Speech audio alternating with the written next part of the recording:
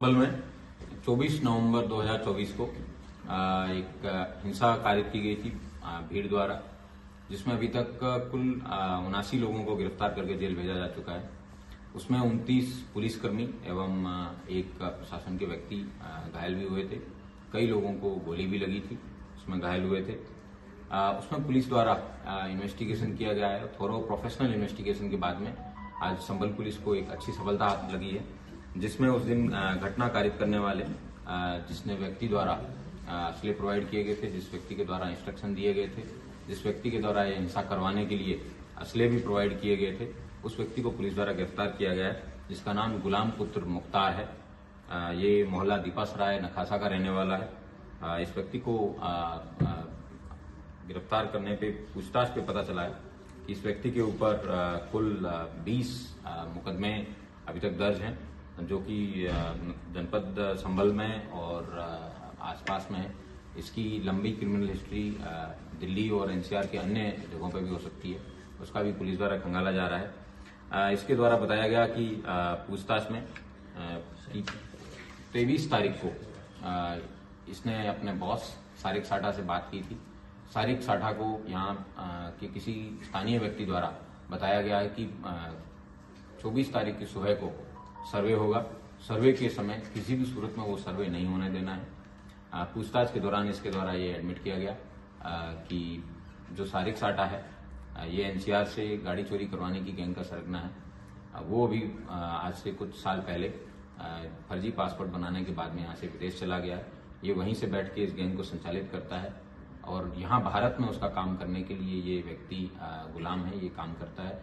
और गुलाम द्वारा दिल्ली एनसीआर से गाड़ियाँ चोरी करके उनको मणिपुर, नॉर्थ ईस्ट में, कलकत्ता में, मणिपुर में बर्मा बॉर्डर पे दी जाती है और उसके बदले मणिपुर में बर्मा बॉर्डर पे दी जाती है और उसके बदले में इनको असले मिलते हैं और उन असलों को देश भर में सप्लाई करने का काम ही करता है। इसी में ही पुलिस को और अच्छी सफलता मिली, जिसमें पुलिस द्वारा इससे जब रिकवरी की गई है इसकी निशानदेही पे, तो एक 9mm की पिस्टल पुलिस को इसके पास से मिली है। 2 पिस्टल 32 बोर की इसके पास से रिकवरी में मिली है। 1 अदद मैगजीन मिली है। 5 9mm के जिंदा कारतूस इसके पास से मिले हैं। एक तमंचा है वो 315 बोर का इसके पास से मिला है। .22 के भी कई कारतूस मिले हैं। 30 बोर के भी इसके पास से कारतूस मिले हैं। और उससे भी ज्यादा बड़ी चौंकाने वाले तथ्य ये हैं कि इसके पास से एक BO-06 डायनामिक नोबेल एटकिन गेल्सल साफ्ट थ्राइसडॉर्फ जर्मनी लिखा हुआ एक बॉक्स मिला है, जिसमें उसके 12 बोर के 20 कारतूस मिले हैं, जबकि उस बॉक्स पे 12 बोर के 7 कारतूस मिले हैं, जबकि उस बॉक्स पे लिखा है 20 कारतूस का। इसका मतलब इसने 13 कारतूस कहीं अन्य जगहों पे इसने प्रयोग भी किए हो सकते हैं।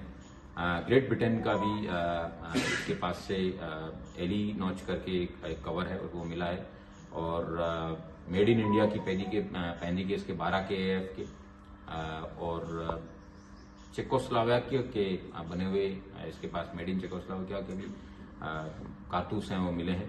इससे पता चलता है कि किस तरीके से इंटरनेशनली जो कारतूस हैं वो इसके पास ये यूज करता था। एक अन्य 9mm जिंदा कारतूस जिसपे SB2Z 9mm POFP लिखा है, तो ये उसी तरीके का कारतूस है जो कारतूस उस दिन पुलिस के द्वारा घटना के बाद में जब नालियां खंगाली गई थी, चेक की गई थी, HHMD, DFMD उनके सहयोग से पुलिस द्वारा मेटल डिटेक्टर से इनको निकाला गया था। उस तरीके जो कार्ट्रिजेज मिले थे, सेम कार्ट्रिजेज इसके पास से भी मिले हैं और इस तरीके से इसके पास से काफी भारी मात्रा में असला भी बरामद हुआ है, जो इस बात को सत्यापित करता है। और जो पूर्व में भी कई वर्षों से इसकी जो खबर पुलिस के पास थी कि ये असला ट्रेडिंग में इस तरीके का काम ये दीपासराय में करते आ रहे हैं, इसके द्वारा पूछताछ में बताया गया कि पूर्व में इसको राजनीतिक संरक्षण इसको और सारिक साठा को प्राप्त था, जिसकी वजह से ये लोग दीपासराय में बिना किसी चिंता के आराम से शांति से जितने भी आपराधिक गतिविधियां हैं वो करते आ रहे थे। लेकिन पिछले कुछ समय से पुलिस की सख्ती के कारण ये आपराधिक गतिविधियां संचालित नहीं कर पा रहे थे। इसके द्वारा यह भी बताया गया कि जो 24 तारीख को जो हिंसा है उसमें एक कोई वकील है जो कि बाहर से आते हैं और वो जगह जगह पे एप्लीकेशन डालते हैं।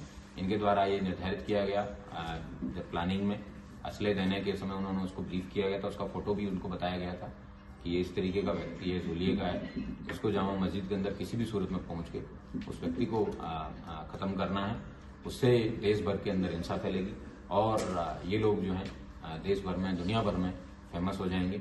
इनकी ये इन्होंने इस बात को एडमिट भी किया है कि जो इनके द्वारा बताया गया है, जिसमें इन्होंने कि जो मस्जिद है ये करीबन 500 साल पहले इसने एडमिट किया कि 500 साल पहले मस्जिद बनी है और ये हमारे पूर्वज बाबर की निशानी है और इसका रक्षा करना हमारा धर्म है। और हमने ठान लिया था, हमारे नेताओं ने भी हमें बताया था कि किसी भी सूरत में सर्वे नहीं होने देना है और अगर जो भी व्यक्ति जो बीच में आता है, इन्होंने जब पुलिस द्वारा जिसमें stun grenade, chilli grenade, rubber pellets, rubber bullets और टीयर स्मोक की कई सारे जब एक साथ फायर किए गए थे, उस धुएं की आड़ में और पूर्व में इन्हीं दंगाइयों द्वारा जब वो सीसीटीवी तोड़े गए थे, उसका लाभ प्राप्त करते हुए इन्होंने अंधाधुंध फायरिंग की। उसमें 4 लोगों की डेथ हुई थी और पुलिस के भी कई लोगों को इनकी गोलियां लगी थी। इन चारों लोगों की पुलिस के भी कई लोगों को इनकी गोलियां लगी थी। इन चारों लोगों की हत्या के मेन कंस्पिरेटर के रूप में इस गुलाम को पुलिस द्वारा गिरफ्तार किया गया है और गिरफ्तार करके आज इसको जेल भेजा जा रहा है। इसकी और मोबाइल में इसने काफी सारा डेटा डिलीट किया है, लेकिन गोल्ड स्मगलिंग और इस तरीके की तमाम चीजें हैं उसकी लाभप्रद जानकारी पुलिस को प्राप्त हुई है। लेकिन इसका मोबाइल है वो लैब में भेजा जाएगा, वहां से जो भी लाभप्रद सूचना पुलिस को मिलेगी, पुलिस उसको इन्वेस्टिगेशन में भी शामिल करेगी। क्या इसके राजनीतिक कनेक्शन है और किसी राजनेता के कहने पर दूसरे राजनेता के बेटे या परिवार के किसी व्यक्ति पर इसका हमला कराने की बात भी है? वर्ष 2014 में यहाँ से शफीकुर रहमान बर्क नाम के व्यक्ति हैं जो इस दुनिया में नहीं है अभी। इन्होंने समाजवादी पार्टी से चुनाव लड़ रहे थे। ये किसी एक दूसरे अन्य पार्टी के कैंडिडेट के सामने चुनाव लड़ रहे थे, तो एक अन्य राजनेता जो मुस्लिम बिरादरी के ही हैं, वो किसी अन्य को सपोर्ट कर रहे थे। उसी बात को कसीदगी को रखते हुए इन्होंने तत्कालीन जो कैंडिडेट थे उनके कहने पे सोहेल इकबाल नामक व्यक्ति के ऊपर इन्होंने अंधाधुंध फायरिंग की थी, जिसमें 121/2014 एक अभियोग पंजीकृत किया गया था, जो कि 307 और 7 सील एक्ट में थाना कोतवाली संभल में 4 मार्च 2014 को लिखा गया था। जो इन्होंने शफीकुर रहमान बर्क के कहने पे इन्होंने अन्य जो सोहेल इकबाल हैं उसके ऊपर फायरिंग करके इन्होंने ये घटना कारित की थी और उसकी वजह से दोनों समुदायों में, मुस्लिम समुदाय के ही 2 समुदाय जिसमें तुर्क और अन्य लोगों के बीच में काफी कसीदगी है वो बनी रही। इस बार की जो घटना हुई इसमें भी कहीं राजनीतिक रूप से इनको आदेश निर्देश देने की बात आई है सामने? पुलिस को कई ऐसे व्हाट्सएप ग्रुप्स मिले हैं जिसके अंदर भीड़ को इकट्ठा करने के, उसमें एक सांसद संबल नाम का एक व्हाट्सएप ग्रुप है जिसमें पुलिस को 21 नवंबर की रात्रि में लोगों को इकट्ठा होने के बारे में बताया गया था कि 22 को ज्यादा से ज्यादा लोग मात्रा में लोग आए और 23 और 24 तारीख के लिए भी गया था कि 22 को ज्यादा से ज्यादा लोग मात्रा में लोग आए और 23 और 24 तारीख के लिए भी उसमें विभिन्न प्रकार के घटना के बाद में इंस्ट्रक्शन दिए जाने की बात इस तरीके प्रकाश में आई है।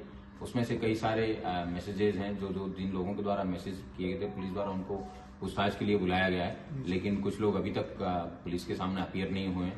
जैसे ही वो अपीयर होते हैं, पुलिस द्वारा उनसे पूछताछ की जाएगी और उनके मोबाइल से उस व्हाट्सएप ग्रुप को खंगाला जाएगा। सर, सारिक साठा का जो कांटेक्ट है वो कब से नेताओं के सामने आ रहा है सर? कब से नेता कांटेक्ट? सारिक साठा के बारे में उस व्यक्ति से पूछताछ पे ज्यादा पता चलेगा, लेकिन जो उसके साथी से पूछताछ में पता चला है कि वो कई दशकों से यहाँ पे संभल में 1999 में भी उसके द्वारा कई लाखों की लूट है वो यहाँ के मेहनता व्यापारियों के साथ की जाती रही है। उसको पुराना संरक्षण प्राप्त था, इसलिए इतने बड़ी घटनाएं कारित करता था और उसके बाद में जब उसको पता चला कि सरकार की सख्ती बहुत ज्यादा है और उसके खिलाफ गंभीर कार्रवाई की जाएगी, उसी के डर के मारे वो व्यक्ति यहाँ से छोड़ के विदेश भाग गया। सर, कुछ लेन देन का मामला भी सामने आया है सर इन दोनों के बीच में? ये भारत में रह के सारिक साठा के लिए उसकी सारी आपराधिक गतिविधियां हैं, उसको अंजाम देने का कार्य गुलाम द्वारा किया जाता है। सर, कितने साल से गुलाम का और सारिक साठा का कनेक्शन रहा है और किस माध्यम से ये सारिक साठा से संपर्क करता था? इसने पूछताछ में बताया और इसके मोबाइल से भी एक जंगी ऐप है उसके बारे में पता चला है, जिसका उस ऐप के अंदर ज़्यादा डेटा स्टोर नहीं रहता है और किसी भी सर्वर पे भी उसके मैसेजेस स्टोर नहीं रहते हैं, तो इसलिए वो सबसे मुफीद और सबसे सेफ ऐप माना जाता है। इसलिए उसके द्वारा, इन लोगों के द्वारा इस ऐप का प्रयोग किया जाता है और उसी से बात की जाती है। लेकिन इसके पास से सारिक साठा की पत्नी का भी मोबाइल रिकवर हुआ है, जो कि समय समय पे, ताकि इसके अपने मोबाइल शक ना हो इसके ऊपर, और उसकी पत्नी के मोबाइल से भी बात करता रहता है। इनके पास से सारिक साठा के 2 मोबाइल नंबर्स भी पुलिस को प्राप्त हुए हैं। पुलिस द्वारा इंटरनेशनल अथॉरिटीज हैं, उन सब से सामंजस्य बिठा के जो भी डिटेल है उसमें निकलवाई जाएगी। टेलीकॉम अथॉरिटीज है, उनसे भी